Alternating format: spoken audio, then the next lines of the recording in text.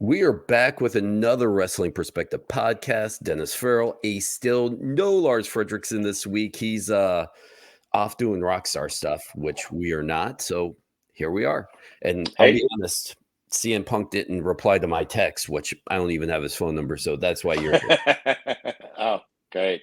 Another one. Well, Lars asked me to come on and talk to you since, I wouldn't answer your call. You'd think I answered your call, but, so back at you. You know what's funny? I don't think you're lying. I can 100% see him being like, I'm going to Venmo you $10. He's going to text you. Just act like you like the guy. Please. I'll pay you by the hour. Yeah. That sounds like my parents now. Just be friends with them a little bit. Yeah. Ooh. Yeah. So we're doing Q&As. We got a bunch of questions here. You and I are going to chop it up and enjoy some friendly banter and see what we agree, what we don't. We got some hot takes here. We'll start with Jeremy from Norfolk. He goes, guys, what's your opinion on Tessa Blanchard? Do you think she deserves a second chance in pro wrestling? I've seen her pop up on the indies, and holy cow, does she have talent? I'll tell you what. I'm going to start out here. And I'm going to go with the history of the wrestling business. How many guys have done crappy, shitty things and have gotten second chances? I don't know her. I've seen her a few times when I was hanging out with PD Williams in Impact. She's been nice to me. But I think if you put her case, and I only know what I hear on the internet, but if you put her case up against just about anybody else's in wrestling, I think she does deserve a second chance. I don't know if it's today, tomorrow, next year. I don't know what price she's actually paid. But from a standpoint of that, I think eventually she does. So, yeah, much has been put out there about her and everything. It's very recently, at least within the last few months, I say, maybe the last 6 months, her and La Rosa Negra have made amends. I mean, they met together, pictures came out, like they both posted. I've met Tessa down in San Antonio. I believe she does live there because she trains at the Hybrid School of Wrestling. I've met Tully a few times. That's neither here nor there. But she was very cordial, very nice, very respectful. But back to her and La Rosa Negra, I've met her a time or two, saw her at the Cauliflower Alley Club, in fact. And she's a stand-up lady herself. And if whatever went on between those two, it's all rumor and innuendo because of what everyone else has said. I don't even think, honestly, I don't know the entire story. I know the implications there. But all I've got to say is, yes, she does deserve a second chance. She has been working. I think she's a tremendous talent. Go ahead and shoot me. I don't really give a shit. I think she deserves a second chance. Those two made amends, and that's where the issue was. Case closed. No one else's business. I agree. Al says, with the rebranding of Impact to TNA, who would you like to see show up in the first episode that was originally from TNA? I think James Storm. I don't know what he's up to. I think he's still in shape and still ready to go. He's selling houses, I think. He's in the real estate from what I last. Okay. Well, then, knock it out of the park because especially when you've had a long run in this business, and boy, I understand it, but I've been to the real world as well. But he's had quite a bit of success in wrestling, but to transition out of wrestling, that's awesome. So he may have absolutely zero interest because I don't know how long it's been since he had a few matches at NXT, and it's probably longer than I think it is. Probably 5-6 years since that happened. I mean, I really don't recall. Time escapes me, but he is one I would like to see, just a familiar face if you're going to go for nostalgia. Who is available? Like, again, I don't know exactly who's available, anymore from the old days, Right. And I'll be honest with you. And we had this question before while you were on your vacation. I will say this. I hate the rebranding, and I am very vocal about it. I don't know why so many people actually love it, but to me, it is the stupidest thing Impact could do. You spent tens of thousands of dollars rebranding, changing everything, working hard to distance yourself from this TNA brand, to build this up reputation, to go from Global Force and back to Impact and building this up. And they're successful. Were they a little stagnant? Maybe, but you know what? They were still successful. And then all of a sudden you're like, guess what we're going to do? We're going back home, guys. We're going to redo this whole thing where I don't know why people look back on the TNA era with these rose-colored glasses, because sure, there was some great wrestling, but to me, that TNA era was just like, it didn't, yeah, it wasn't that great of an era to go back to for that company. It, I I don't get it. I'm sure there are probably people smarter than I am, but for me, the dumbest thing I think this company could be doing right now. Wow. Well, I can tell you I was there. I started producing for Impact, and I was there with the rebranding, the whole video, all that stuff, and the place went crazy for it. They were loving it, and I guess they chanted left and right. And I mean, I caught myself all the time, and I didn't know until I got there that the rebranding was going to happen, that weekend. Right. But I had always referred to it as TNA. I always have. So good, bad, or indifferent, that's what's always stuck in my head, especially since I worked there when they first began. So it's always been TNA. And to be fair, there's a lot of it I didn't watch back when all these people came through. I just didn't. Like there's a period of time where I dipped out of wrestling so much and didn't really pay attention. So I missed a lot of, uh, I would watch when maybe Joe first came in and that, and they moved their tapings around quite a bit. But there's different things. Like there was something that popped up the other day with Snuka and Piper, and Piper Hmm. was in the ring and gave Snuka a coconut and said, "Go on, go on, go on, hit me," like get your revenge. And I'm like, when in the fuck did this happen? Like they have footage of that stuff, I mean, the immense library they have, I can see the reasoning, and from what I heard, like they said, I mean, for their decision to go with it, I mean, there's a lot of hands in the cookie jar that said, yeah, let's do this. So, I applaud them and hope for the best for the future. Crowds have been up, shows are just killing it. Like I watched Mike Bailey and Will Ospreay just fucking just tear it up, man. I was amazed. It's a Like great it's company. And I'm not knocking the company, by the way. sure. The Impact Yeah, has I get been that. I very good to understand me. that. Yeah, But for a guy that has seen the struggles they've gone through, since 2016 to 2017 to really separate themselves from that TNA, from that Global Force brand name to sure. go kind of back. I feel like it's just going backwards for them. That I that understand. that Impact name was actually, I don't know if I use the word gaining steam, but it was holding its own. Sure. And maybe I hope history proves me wrong. I hope in a year where you and I are hanging out and you're like, huh, how's your opinion now? I can eat crow and be like, dude, I was so wrong. This is great. It's really helped out. But I don't know. It just doesn't feel right to me right now. Understand. Understand. Yep, we differ there. Well, I'm actually kind of glad. Okay. All right. Al has a follow-up question with the rebranding with back to TNA. Do you see them bringing back the original logo, or do you think they should do a different logo? I think the logo they use is a play on the original logo. Hmm. I think they should touch on it a little bit, um, because of the nostalgia factor. I haven't heard the numbers for the shirts that are out there, but um, I think the only thing that wasn't prepped was having shirts ready at the door when they announced it, so people would just jump on it like the next day. Of course, also they were still finishing up Impact taping, so I don't know if they wanted a bunch of TNA shirts in the crowd when they're at the Impact show. I don't know. I don't know the mindset of that. I didn't ask that far into the psychology of everything, but um, I think the logo they picked is a play on the original. I don't think it is exactly the original, but I like the old school. If you're gonna fuck, it's old school. Jesus, that's been 20 years now. It's been that long. I think I worked in TNA in 2002 or three, somewhere in there. If So anybody said, "Hey, Ace, in 2023, you will be in TNA,"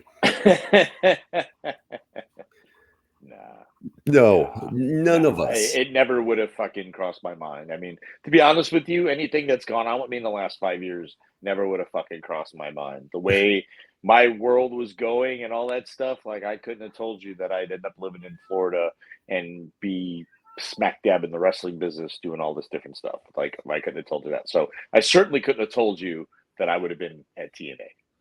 Well, Lloyd wants to know, where are all the Big John Stud fans at?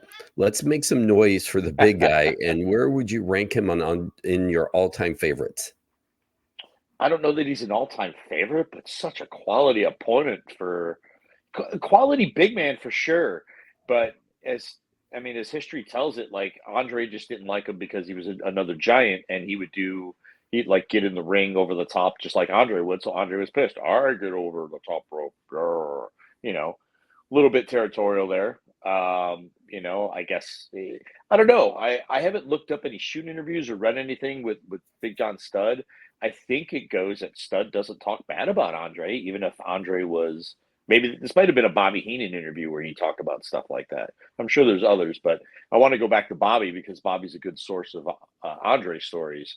And I think he did. Oh well, he managed Studd while they went after Andre, and Mhm.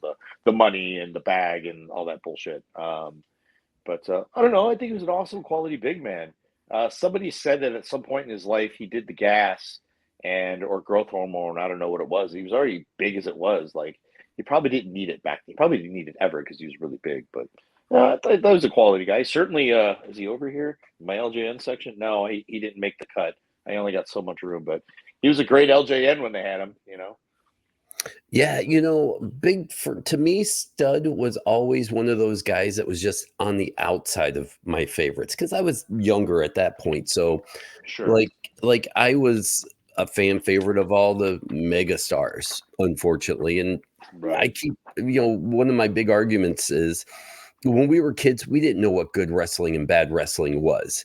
Oh, So right. these people today that clown the stuff we used to like and call it bad. Even the people, like, I'll say this, and I don't know if I've ever said this to you, but I've said it a million times on this podcast. One one of my all-time favorite storylines, and I remember watching it as it went on, television went on, is one of the most knock storylines in all of wrestling. And it bothers me because as kids, I remember my group of wrestling fans, we loved what was going on with the Black Scorpion stuff. And Oh, really? I did. I absolutely, but we were kids. Like I didn't know who was originally under the mask or who was supposed to be. And then I like listen to these shoot interviews later where it's like there were no real clues. We were just making stuff as I didn't know that. I was like 10 or 12 at the time. I loved what was going on. When he hit the smoke and disappeared, I was a kid. It was amazing. Right now, as an adult, I can look back and go, all right, I get it. But so to listen to people like knock it like it was always a horrible storyline, maybe to adults or people in the industry it was, Yeah, but sure. as a nerdy kid, I loved what was going on there. I So can tell you that I remember I was an educated fan, so I knew, I wasn't reading real dirt sheets, but I would get like I do the calls to the the local hotline, number to find out some hotline somewhere. Never the 909 one, but don't call that people. It probably doesn't go anywhere, or you're going to get taken for a ride. Disclaimer. Um, but I remember thinking that he kept saying, "I'm from your past, Sting." Come to find out that's Oli, and we'd rack our brain. And actually, it was. We'd go, "It's got to be the Angel of Death." And it was the Angel of Death at one point, but he wasn't going to be the main guy. Al Perez, we thought. I don't know if he ever was one. Like you threw all these fucking names in the hat because we were smarter than the average bear. So, and then it was Flair. I remember when it was Flair, we went, well, we knew it was Flair as soon as he got in the ring because we watched him work and we're like, that's Flair. Like I knew enough back then to see how Flair walked and talked. And like, even though he tried to change what he did, he just had that same body. And mhm. it's like, well, that's a fucking letdown.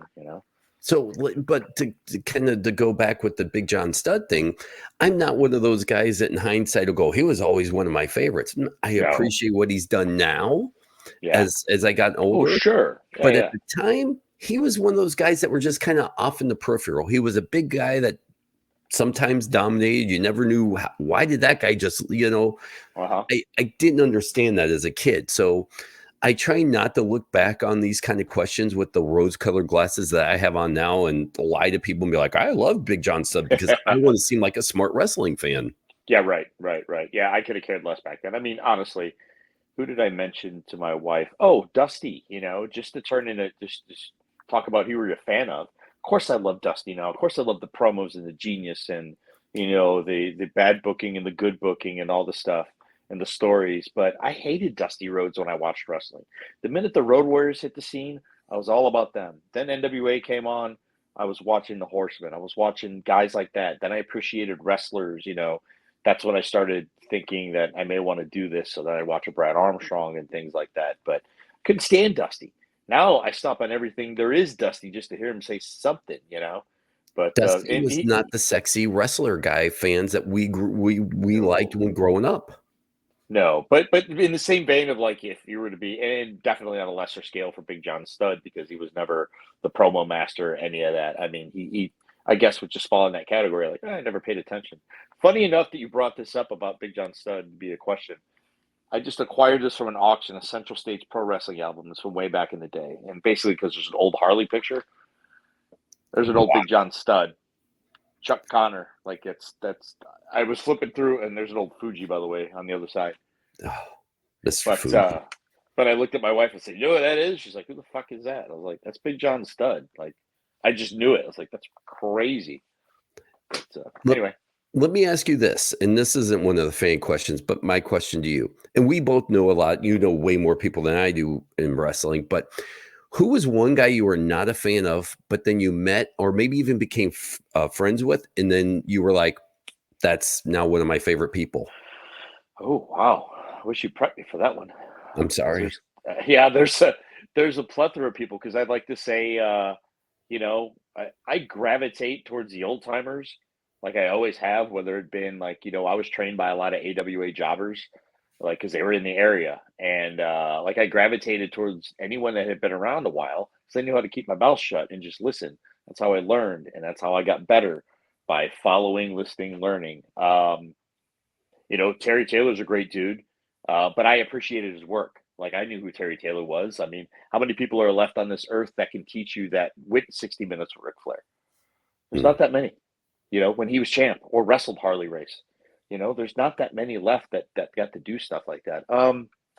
Man, go back. I'll throw that back in the see if I can jump around in the memory here because and I'll let you know who pops in my head. So we'll put that question on hold for right now, if you don't All mind. right. All right. For me, it's Harley Race, by the way. Oh, I really? I only met Harley Race one time. It was Okay. in a casino in St. Louis. We were before we record. I was telling you, my family's from St. Louis. I go back as Uh-huh. much as I can, and I don't know. I want to say it was 18 or 19, and walking through, you spot him a million miles away. Yeah. I want to say he was playing some card game. I don't remember what card game. It was maybe 21 or blackjack or something. I don't remember, but I remember him sitting, and I w- I'm with my dad. My dad's like, you probably don't want to bother him. He's doing this thing. I'm like, dude, Uh-huh.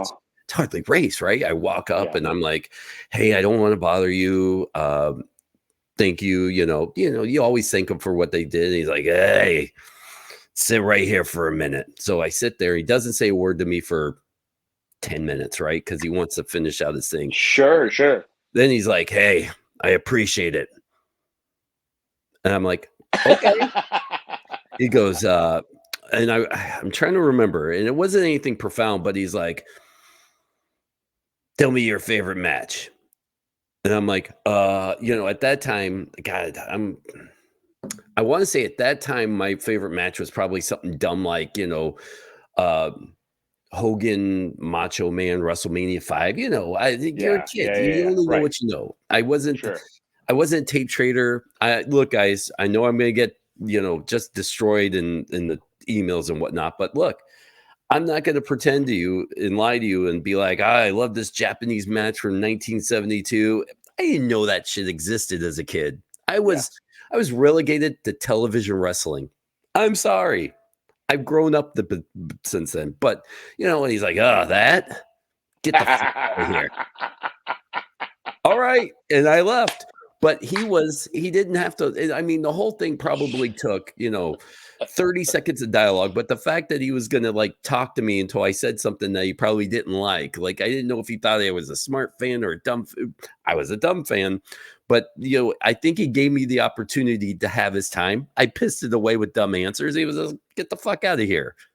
Loved it. Oh, that's great. Oh, that's great. Thinking about it, not that thinking about that question, and you were changing my perception. There could be a couple of Japanese wrestlers that I didn't care for, and then when I worked them, and they were so kind to me over there, being in a foreign country, like Akira Taue. Taue is a legend over there. He was great to me. Easy in matches. Didn't try to take any liberties. He certainly could have. But he was great to deal with. Like just thinking like, he's a guy I wouldn't watch. Now I watch all of them. Like I see the genius of him. Like I just didn't. I was like, who's this guy that kind of looks like Baba? And I'd watch him work. Shoot, I had one in mind and then it fucking went away. That's how the brain works. I was looking around the room. I was like, what's around here that I had, something up.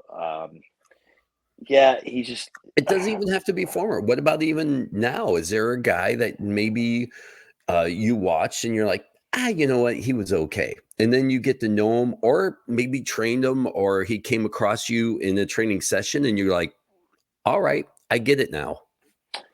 I except for the one ECW, the night the line was crossed, the one that got around because was it the first three-way dance with Funk, Sabu, and Shane Douglas. Sherry with Shane Douglas. But that tape on there is Mike Awesome where the top rope broke. Okay. Mike Awesome is a guy that was like, yeah. And I did a tour of Japan with Mike Awesome, and he was the greatest fucking guy ever. He was so cool. He was such a nice guy. Like we stayed, and rest in peace, Mike Awesome. He was great to me. This was right before the ECW one night stand that he did. He went back and did one with Masato Tanaka. He came in to work Kabashi, is why he was in on this tour that I was on. And we had taken, for whatever reason, there was 2 days off in between the tour, and we were in Sapporo, northern island of Japan, which required the bus to take the ferry boat back home. Like you had to hit the ferry boat between the islands. Because of the couple of days off in between, some of the guys opted to pay for a flight to fly back to Tokyo and enjoy their days off. I wasn't spending any more money than I had to. If the company wasn't paying for it and it was a luxury as opposed to the bus has still got to go back, fuck it, I'm riding the bus. So was Mike Awesome. We had gone out and had a hell of a night one night. I think all of us did. And then everyone flew out. And then he and I hopped on this bus. And on the buses, famously, there's a VCR. And Fear and Loathing in Las Vegas just kept playing on loop. And we were both hungover and wake up. We'd wake up at different intervals, seeing this fucked up movie playing. So bizarre. But he was just the greatest guy on tour. He was a nice guy. He was fun to hang out with, fun to party with. Like, just a dude, just a cool dude, Oh man, that's one guy I kind of wish I've always had the chance to meet. I'm so mad because like I got into the wrestling podcast game so late, I didn't get to meet half the guys that are amazing. And before then, I was just a fanboy, so why would they? Yeah. It's a different era too. Right. Shit, I remember meeting Sting and Lex Luger outside the like center stage in Atlanta as a Boy Scout. I mean, that was how bad, and they were shaking hands and all that stuff and loved it. Greatest people back then. All right, let's Isaiah, as reported earlier, NXT was looking for a new home in 2024. Moved to the after the move to USA, it was official that they moving to CW. I'm kind of scouring through this in October 2024. Do you think the CW was upset with the NWA over the cocaine spot so much that they used it, or they used? Do you think the CW used the cocaine spot as an excuse to get out of their contract with the NWA so they can land NXT? I don't know, and I've even seen it written up here recently that said that they might put them on the app, and maybe that was always the plan. So nobody knows anything. I do know that I work for Dave Marquez and his United Wrestling Network, that they were, and that's been reported, so I'm not telling stories out of school, They were working on this, and it seemed like close to a deal as well. So they had been, fielding their offers and options, but had no idea that NXT or any other, I don't know. I don't think the spot was a particularly smart thing to throw into in this day. I mean, you could look at it so many different ways. Who gives a fuck? Had they done it in 1992, would it have mattered? No, no one was watching wrestling anyway.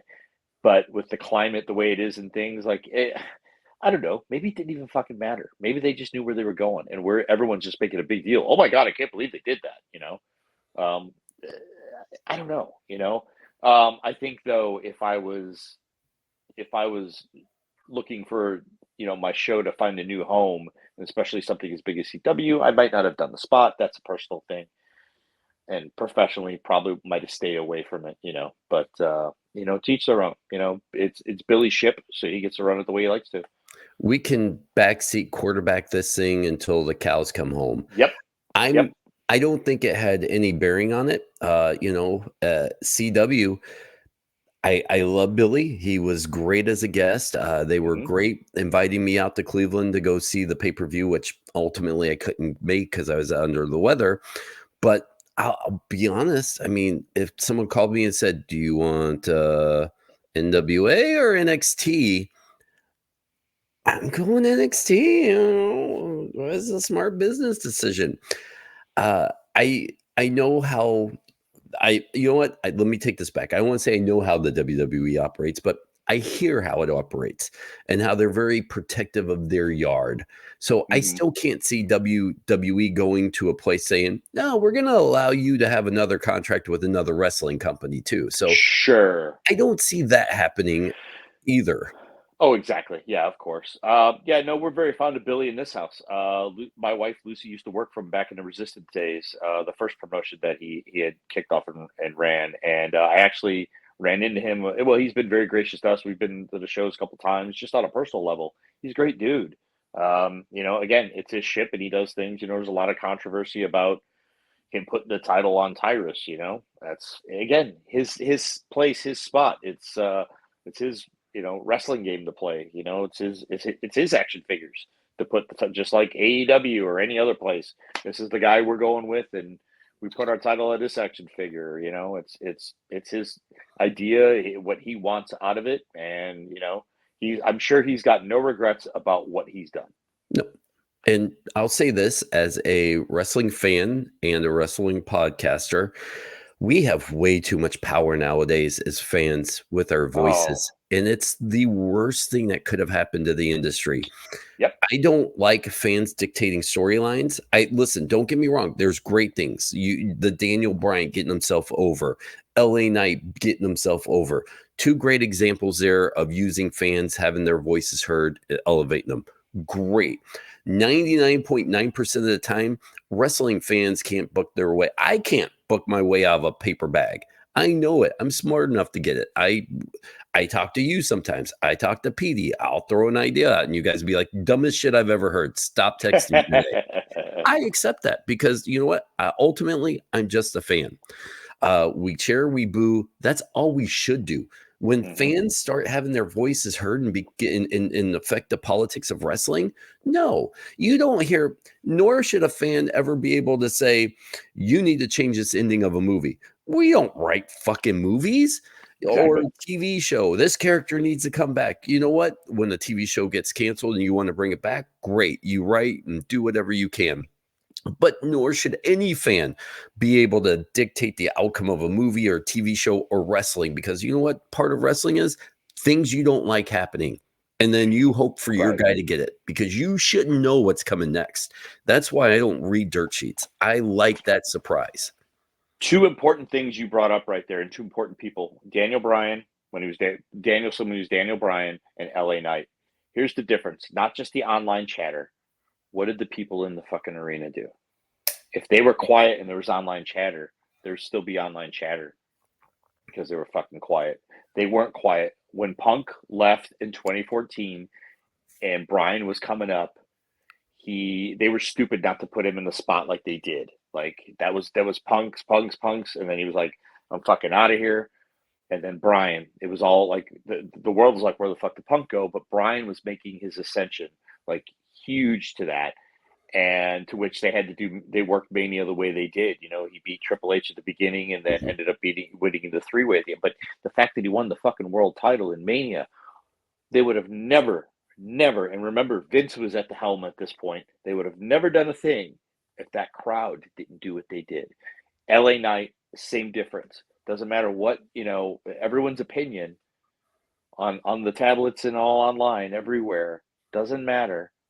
Or in any show, something like us, some other dirt sheet show, or this is not a dirt sheet show, Not but yet. you know what I'm saying. Yeah, Yeah. right. Once Lars gets back on, it's a fucking dirt sheet show. I was gonna say, wait till next week when we start trying to break news. That's right. Um, it's the Can people. we It's the start doing fake news right now? Be like, boy, I can't wait for Chicago Survivor Series. That's Anyone right. know what's going on there? That's Wink, right. wink. No. Corey Graves is going to wrestle again, and he looks like, my God, he's got tattoos. Holy shit! I don't know. They used to joke with him that he was. I actually found an old promo where I called him a low rent CM Punk somewhere. Like we worked Oh, in Ring of Honor. Yeah, it nice. was. Yeah, it was way back in the day. But anyway, um, the fact that the crowd does what they do, that's the deciding fucking factor. You know, historically, WWE, WWF, I still call them just because that's just what I We do. all do. The Fed, historically, and a lot of what Vince would do, if it's not the direction he wanted, he'd say, fuck that. No, I mean, we still had, John Cena persevered, Roman persevered, but if it wasn't the way they wanted to go, they would still go. If it wasn't the way, if the people didn't want what the Fed wanted for direction, the Fed would keep shoving it their way. They wouldn't always turn course and listen to the people, which a lot of other places would. I've been taught you should. If you're in a match and well, they're taking, how do I play this off? Like Punk had one of the last ones where he had a split crowd everywhere he went, and he just ate it up. He's like, "That's great. You're still cheering for it. You're still making some type of reaction to me, and I'll feed into all of it."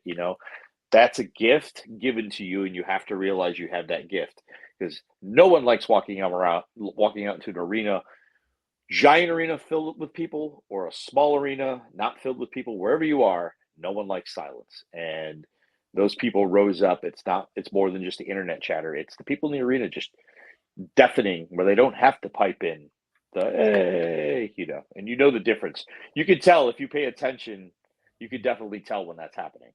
Besides the fact that everyone's just sitting there watching and not Mhm. moving and going like this, but you can tell when it's piped in and canned heat or canned applause. Great. Well, Rob wants to know, or says, these guys in WWE are getting so lazy calling spots. During Crown Jewel, Cena had a single most blatant spot call I've ever seen. And then on Raw, Miz straight up had a full sentence calling a spot, no hiding his mouth or nothing. Well, you can't argue that. Cena historically has said, I've heard him say, I'm pretty loud sometimes, but also he's calling right then and there. Yeah, there's an art to it. I've had that a lot over the years with newbies. Like, how do I call? How do I call this? I'm like, when you're in holds, when you're in moves, when you're down, when you're getting up. But you also learn to be a ventriloquist. It is also a lost art. It's something. Man, you got to have someone in there that tells you to shut the fuck up, or no one's gonna tell Cena to shut the fuck up. Cena can write his own ticket, but I do agree. You need to keep. There's no reason to. I saw a bunch of kids last night at. I was down in Newport Richie at World Wrestling Network (WWN). They had a Proving Ground show. I was down there, and I watched the show. And when I was done, and I do this everywhere I go, I'm like, we can suspend disbelief, and it always turns to, like, you brought up movies again, the endings. Like, I don't want to see where John Wick ducks two punches and they're this far away. Like, I don't want to see that. So why are we doing that? Like, there's an art to what we do. We can suspend disbelief with people this close from me to my wall. I should be able to make the art, viable for them to go, oh, they know our business is predetermined, but do we have to tell them and really show them each and every time? No, I will stand my ground that, we need to tighten it up, especially our talking, especially putting stuff in. I agree. And This would have been more of an issue, I think, if we were talking about this 20 years ago. But Oh yeah. now it's just a whole different product. I mean, we're doing leg slaps now, and we don't ever question that. So Yeah. I In get it. fact, I don't hate leg slaps. It's just part of the. You know what?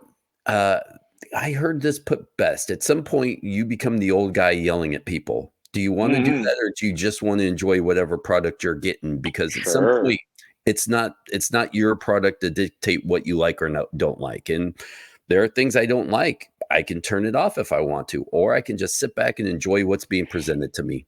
Exactly. You've gotta, do you wanna sit there and do this, or do you wanna, like, at least try and enjoy something? And there are times I've gotta do that to myself. Hmm. My wife will tell me to go, "Hey, snap out of it, coach." Like, "Okay, sorry. Let's just watch."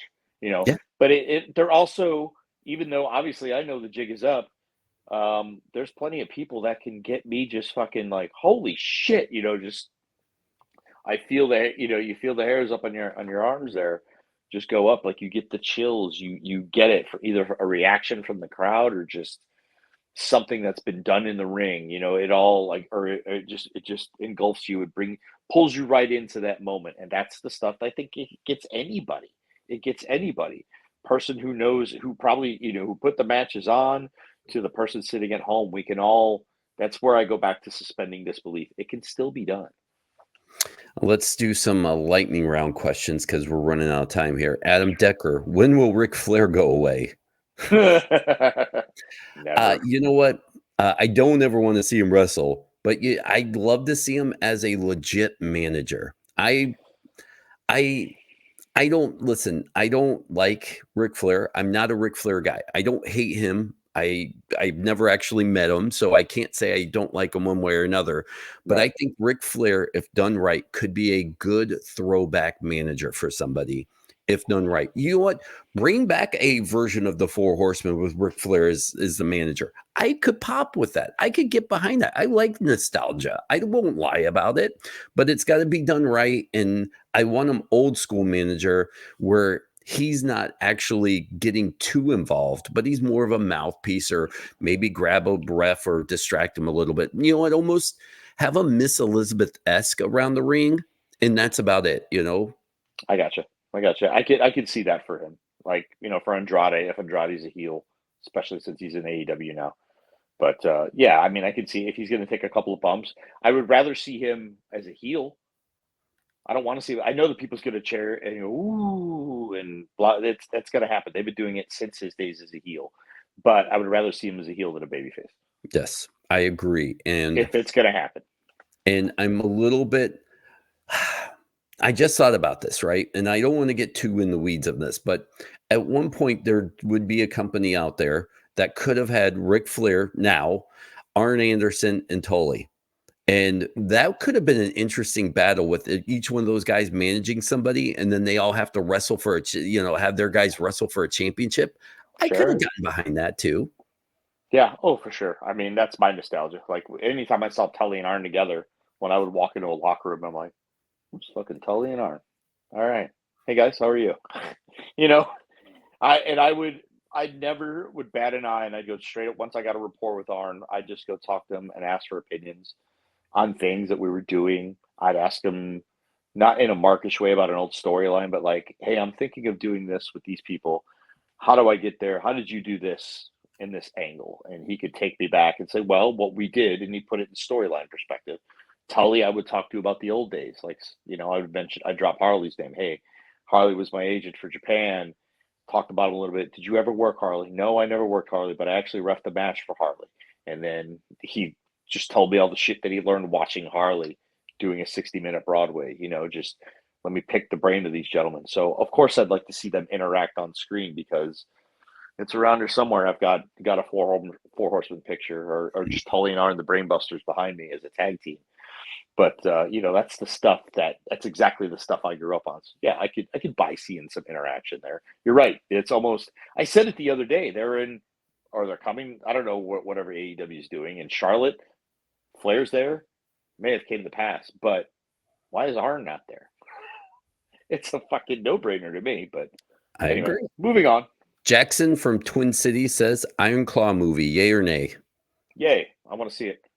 It's gotten great reviews. Kevin's behind it. It seems to be. He just saw it, and I saw that he didn't have anything disparaging to say. So Okay.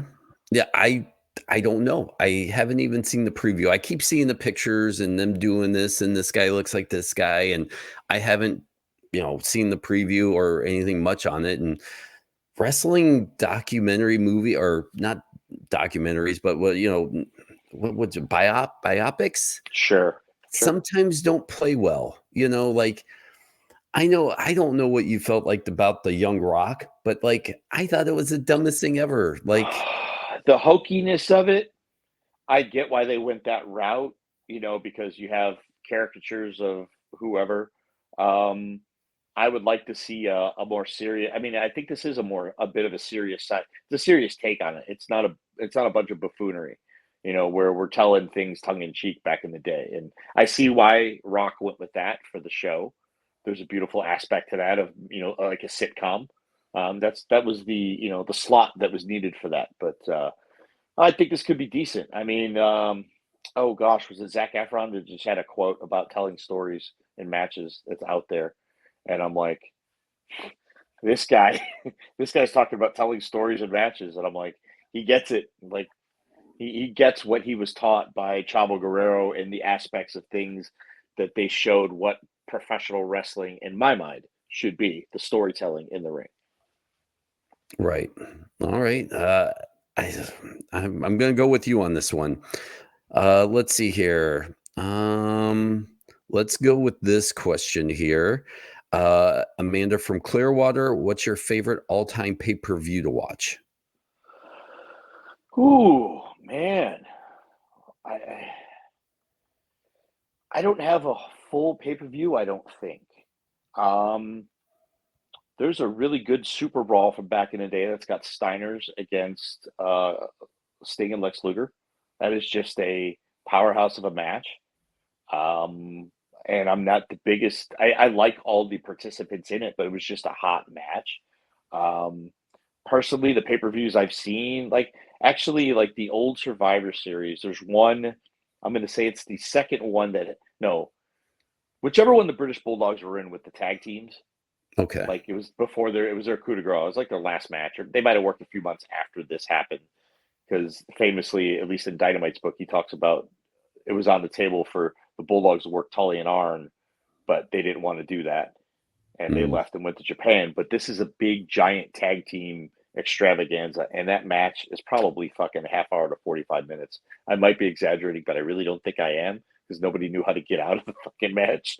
But I loved it. I loved all of that. So that Survivor Series is a great one for me because there's been some really good Survivor Series. One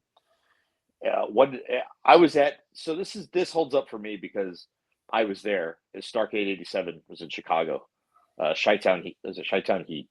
Um, the main was Ronnie Garvin and Flair in a cage. That match you should go back and watch if you're an enthusiast of chops. They beat the dog shit out of each other's chest. It was nonstop action. They were working hard. I do think it was hard to have. I love Ronnie Garvin, but Flair in Chicago is a huge baby face. So to have Ronnie Garvin against Flair, as far as like the way the crowd looks at Flair is, they're always going to be for Flair, especially in that era. Like it was pretty hard for Ronnie Garvin to be a baby face there. But you had a scaffold match involved.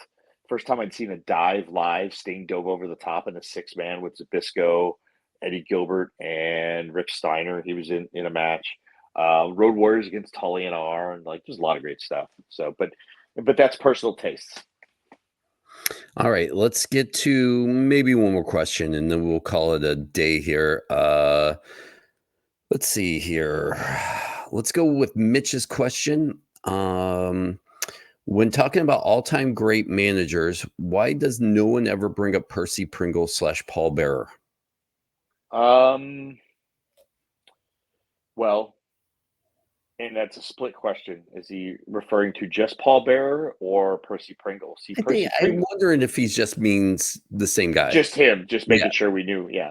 I don't know that, and probably because he was a gimmick, as opposed to when we think manager, we think corny, we think Cornette, we think Heenan in that vein, where they're the talkers for the group. They are the guys that they interfere. Paul Bear didn't really interfere until maybe a little later on, I think. Like when Undertaker, I don't recall him really ever interfering for Undertaker in the early days when they started with the gimmick. It wasn't maybe later till he properly turned heel with Kane and went that way.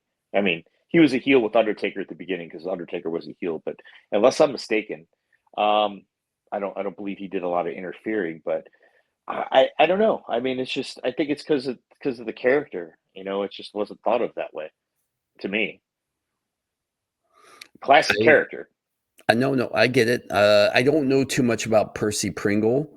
Um, I saw kind of some of his later stuff when he was with Dave Marquez doing that. Yeah, But the only thing I really knew him from, like kind of like you said, was the Undertaker stuff, and I never viewed him as a manager more than like, and I hate to use the word advocate, but he just kind of seemed like he was that role. yes, exactly.